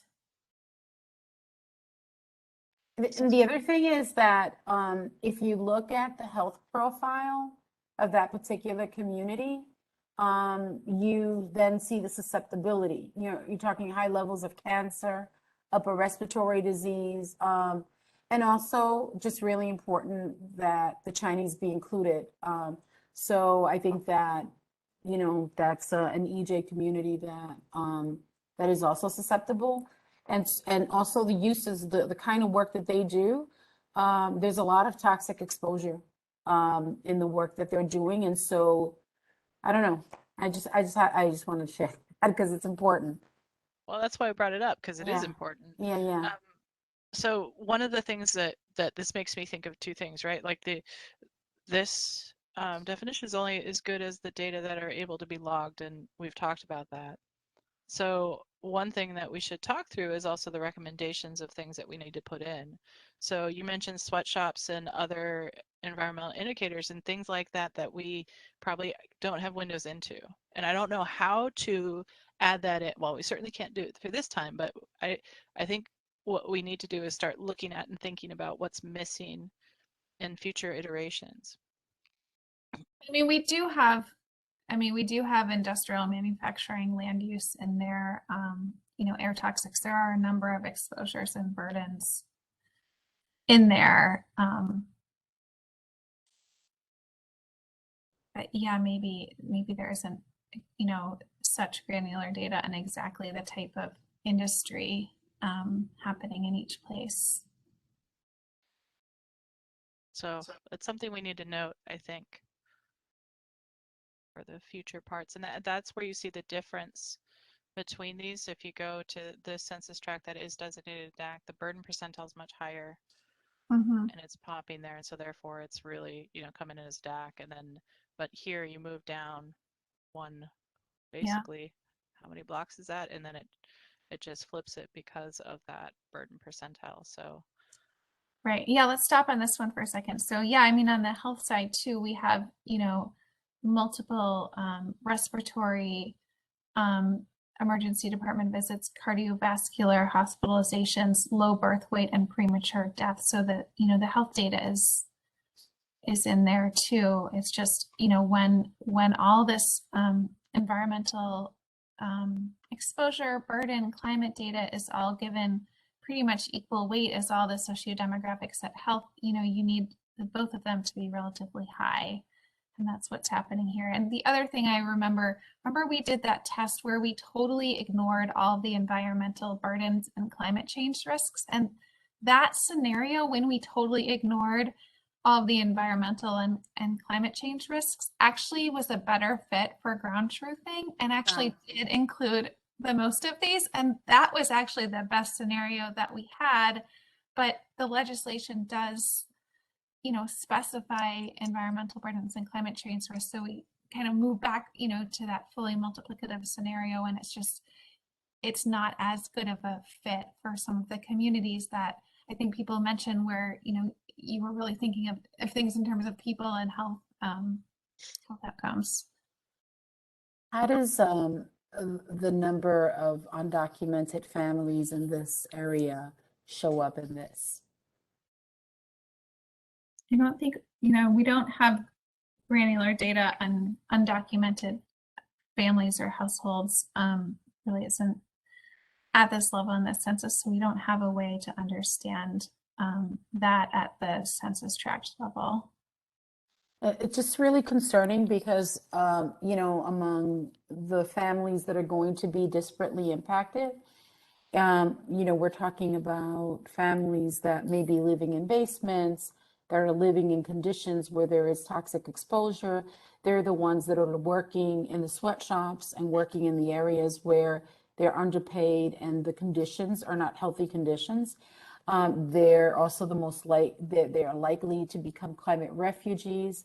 And so I don't know how that anecdotal information makes it into the ground truthing and the mapping, but I do think that, you know, if we're going to be looking at New York City, we need to be able to tell the whole story. It's kind of like excluding Black folks because they're middle income and forgetting that there's a legacy of environmental racism and redlining, right? Well, the concerns are different. You know, it's a different narrative, but it's the same. We're talking about an environmental justice community.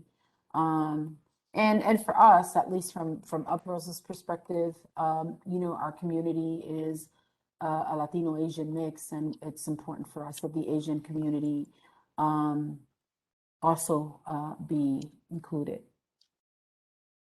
They are now, so we added that we, because we separated out different race and ethnicities into things, so that we have Black and African American, and then we've got Latino, and then we've got Asian in as well, so they're being counted, and making sure that we're counting them. I will say this, and I think we're using census data that is pre-2020 census, which is a good thing, because census actually historically has done a really good job of making sure that they're capturing what is real on the ground rather than citizens, etc., which I think we'll have to worry about a little bit more coming in the future with the census, the 2020 census. So right now, the data are doing a better job with that. Your concerns are real, though, and so this is one of the things I think we need to talk through and kind of make note of as we go into the vote, because it's not capturing everything that we want.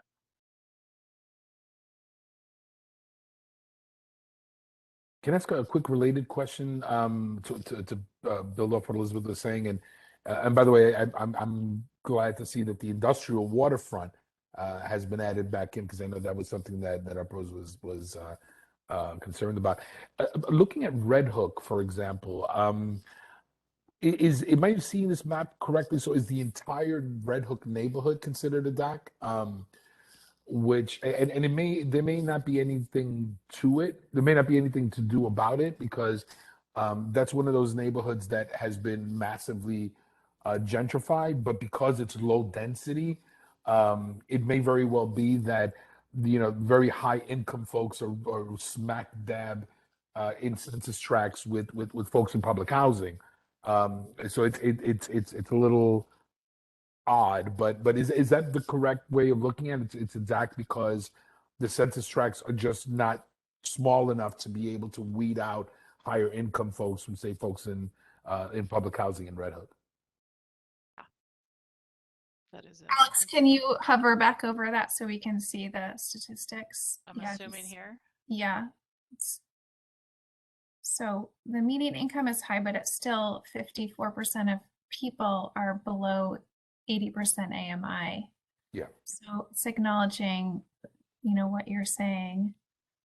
It's the imperfection of tract as opposed to block or block group. I mean, this burden percentile is extremely high here. So I think it's capturing probably a number of exposures, as well as different types of industrial facilities in the area. Absolutely. No, it totally is. I mean, just from an environmental climate, like it checks all those vulnerability boxes.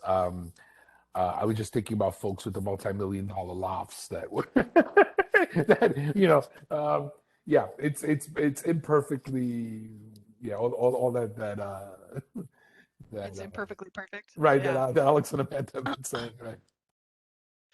Well, and that's where one hopes that the program designs and the kind of implementation considerations come into play, right?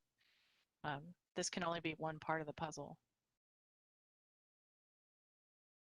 in my opinion. Anywhere else we want to go?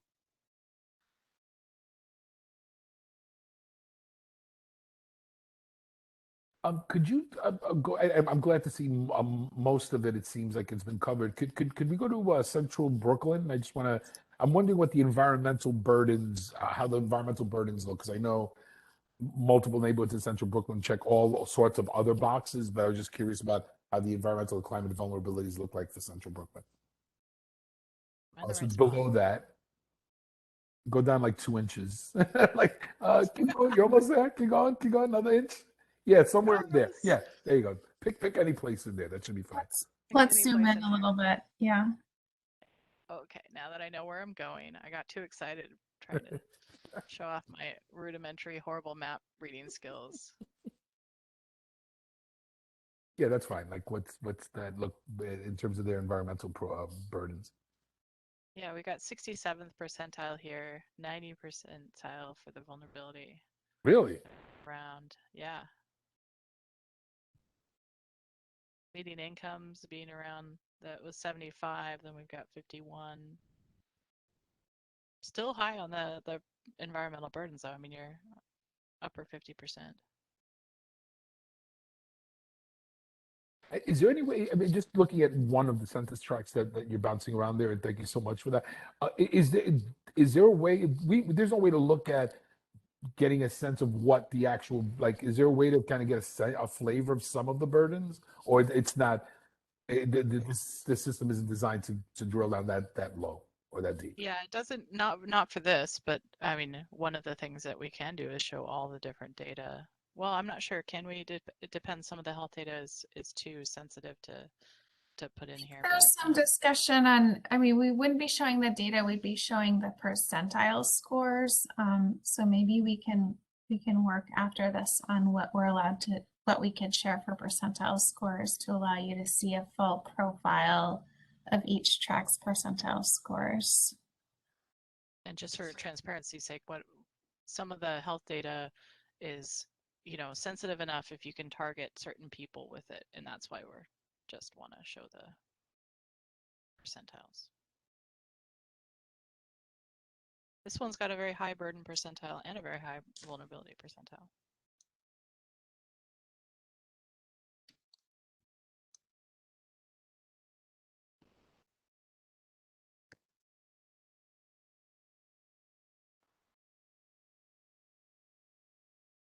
Oop, 95th percentile for burden here.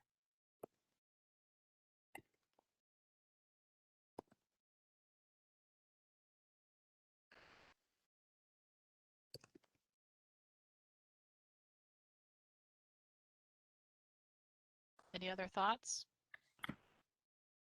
You guys know I can play with maps all day, but I do want us to get ready for the vote as well, and what you need for the vote, what will make you feel comfortable, etc. So, Amanda, I'm going to send it to you. Oh, I'm not ready to present. Can you keep Oh, sharing okay. your Well, screen, I Alex? can share my screen, and Thanks. you want the PowerPoint and what? Let's what go to slide 29. 29. Okay. 1 second. Share. Wait. Share.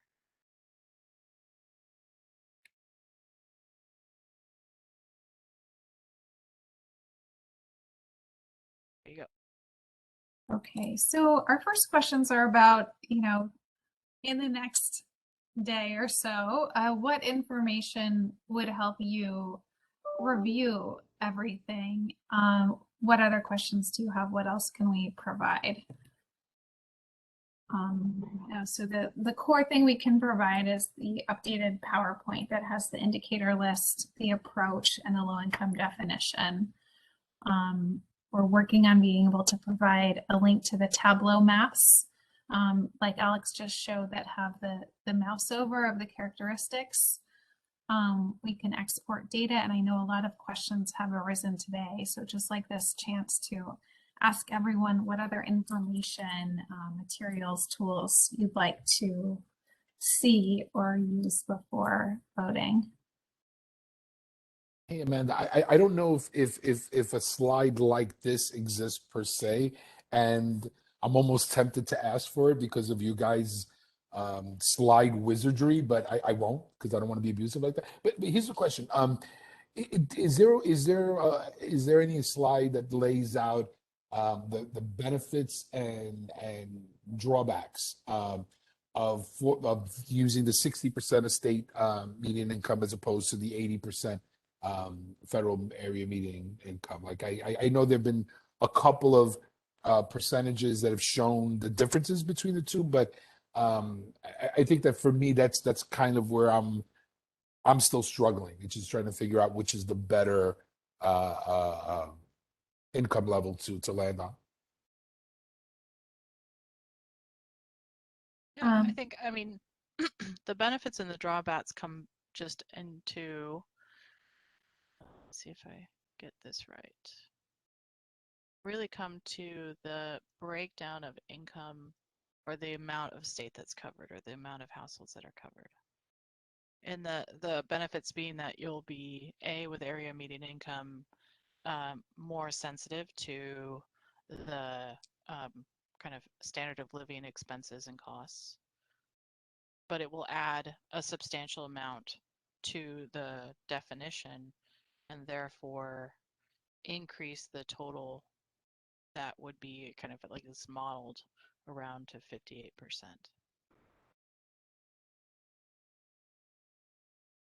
Gotcha. That's the main. Yeah, this is the slide that I keep thinking of. So there aren't other. For example, I thought one of the benefits versus disadvantages of one versus the other was ease of administration on behalf of state agencies, and I thought that was that second, but maybe not. I don't know if Chris or others can speak to that.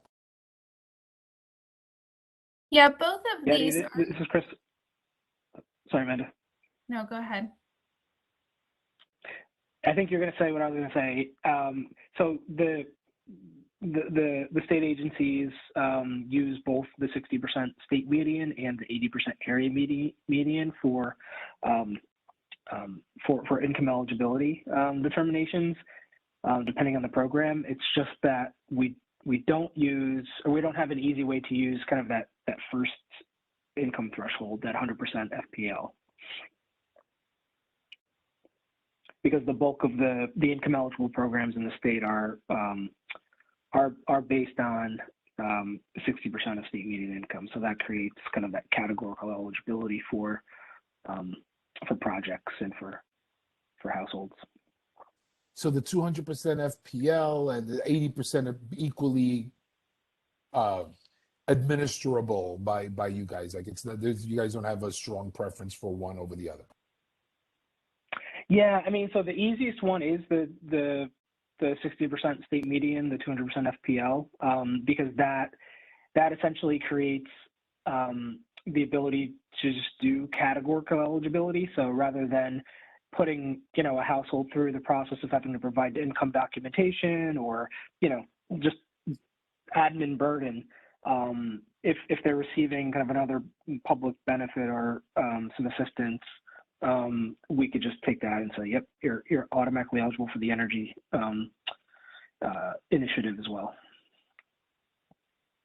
Thanks, Chris. So if we're deciding between the two, the easiest one is, the 200% FPL, 60% SMI, but there are programs that also use the 80% AMI as a threshold, and in those cases, those are either affordable housing projects that are categorically eligible, or there's income documentation that's collected and, the household's determined to be eligible that way.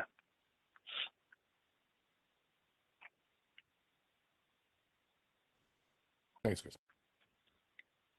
All right, let's go back to slide 29. Just like to hear what other questions you have, what else you'd like to see.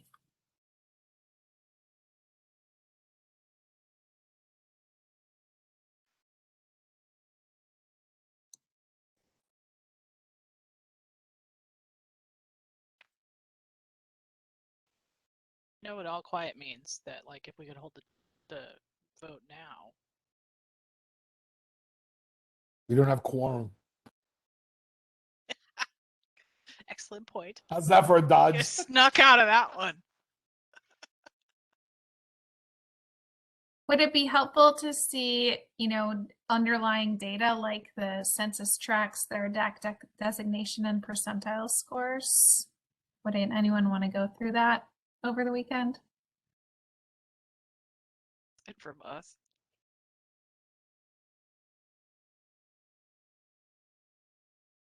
Sounds like maybe not.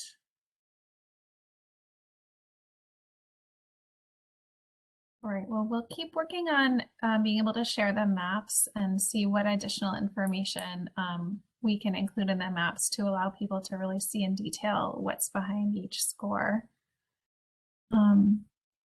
What else is on your minds?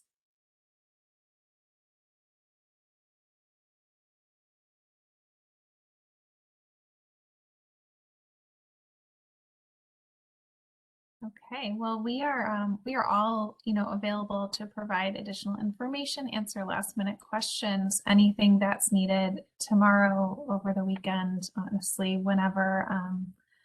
I think, there's always 11th hour things that people think about. So kind of expected at this point. If anything comes to you, definitely bring it up. So the next slide really talks about how does this vote, work? In addition to some, public meeting rules, which Alana can talk about, I'm curious what you want to be voting for and how, if and how you'd want to break down the vote. Do you want to vote for this overall thing, or would you like to vote for components of things similar to, the breakdown on slide 5. So, one option might be to vote for the overall. We could also kind of stage it and say, like, let's look at the indicator list and vote for that. Let's vote on the scoring approach, the way the indicators are combined. Could vote on the designation threshold, can vote on a yes, no for having individual criteria, and then a vote for what it is.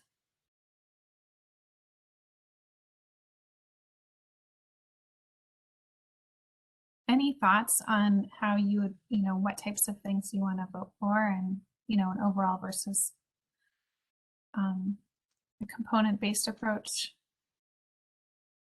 Since we've lost a member of the committee, I just want, of the working group, it may be best to pose this question on Monday. I personally think that it might be best for us to go for each component, just to make sure everybody's clear about what it is they're voting on.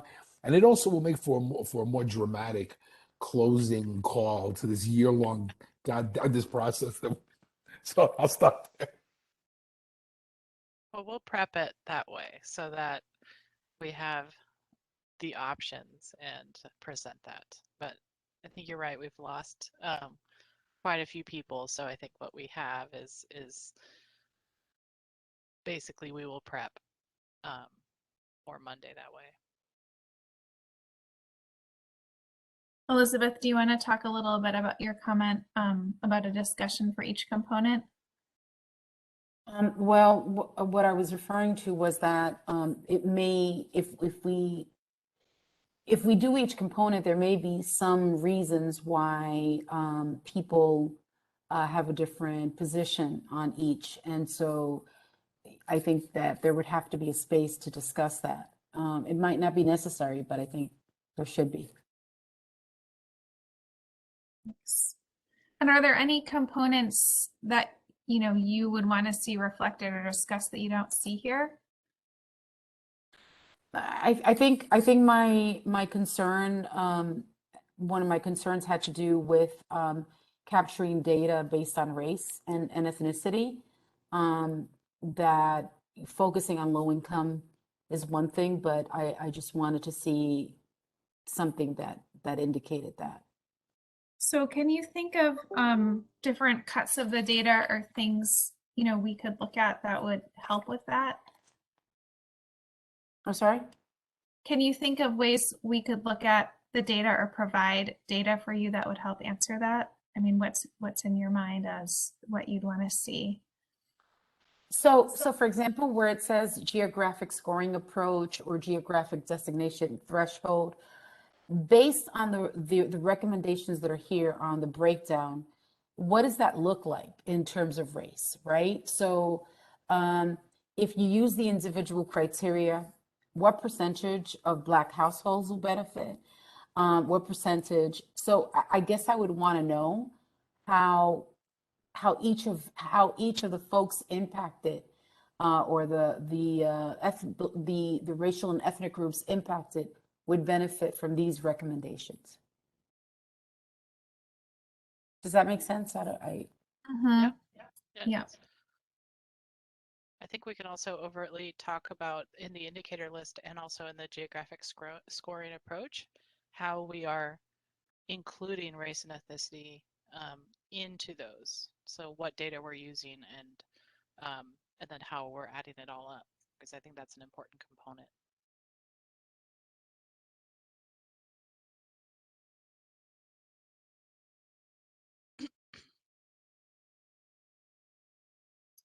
Okay. Other thoughts on things you want to, discuss as part of voting on Monday?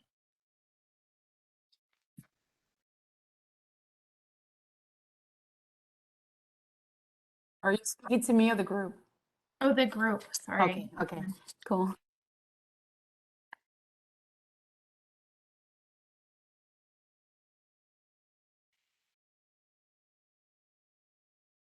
No questions. Okay, let's move on to the next slide, just about kind of the mechanics of voting here. Alana, do you want to talk through this? Sure. So there really isn't much guidance in the CLCPA with regards to how this process is supposed to move forward. It really just says that the Climate Justice Working Group is going to make these determinations, but we're using the open meeting law rules, and so we do need to make sure that there is a quorum present. There are 13 members, so we need 7 of the 13 to be available in order for us to vote. And basically, we just need a simple majority of that quorum in order to have a vote. And every Climate Justice Working Group member does have an equal vote, and we really just need a simple majority. So I really definitely want everybody to be present for the vote. The goal will be to, possibly on Monday, go over some more of this information, make sure we're posing the right questions, and maybe get to a vote sometime around 2 p.m., 2:15, to make sure that everybody can be here in order to cast that vote. I did double check, and we can't sort of have a rolling vote where people kind of come in and out and vote. We really kind of all have to be here and present on the WebEx in order to do it. Does anybody have any questions?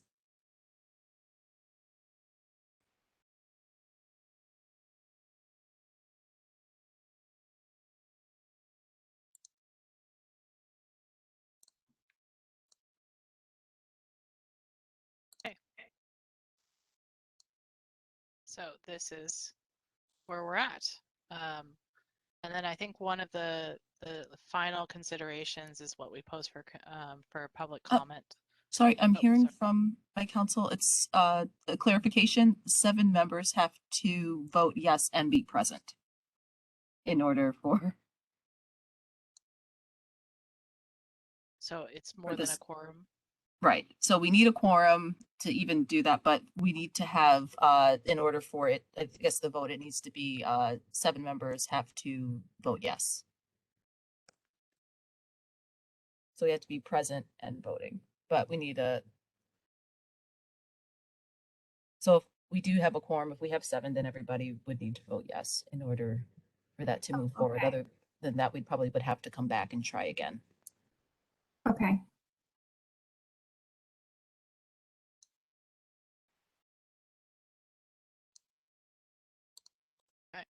I'm feeling a sense of everyone's really tired brain-wise. So you want to do this last one, Amanda? I don't know if we need to go through this today. Then, at some point there was a discussion of posting more than one scenario. Public comment could be just one scenario or could be multiple. So at some point, but we haven't really been discussing a second scenario. So there's that question. And then, after the vote, just talking about what exactly will be posted for public comment. Don't need to open that box today. Okay. We'll leave it here then. Stop sharing so I can see. I think we're good. Thank you all for joining and sticking Hey, with Alex. us. Yep. I'm sorry to interrupt, but just Amanda, on that one last point about posting multiple scenarios, I guess that seems like it is a threshold question for the group, because if we're going to vote, we're going to have to vote on whatever scenarios go out to the public, right? So like, is there a way, and I don't mean to prolong the meeting, but like, is there like a sequence that makes sense? Like, are we voting on kind of the, everything that we kind of have worked through already, and then following that, like,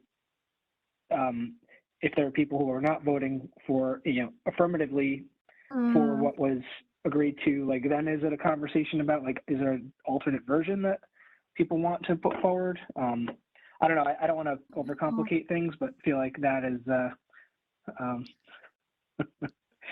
yeah, feel like that's a big open question.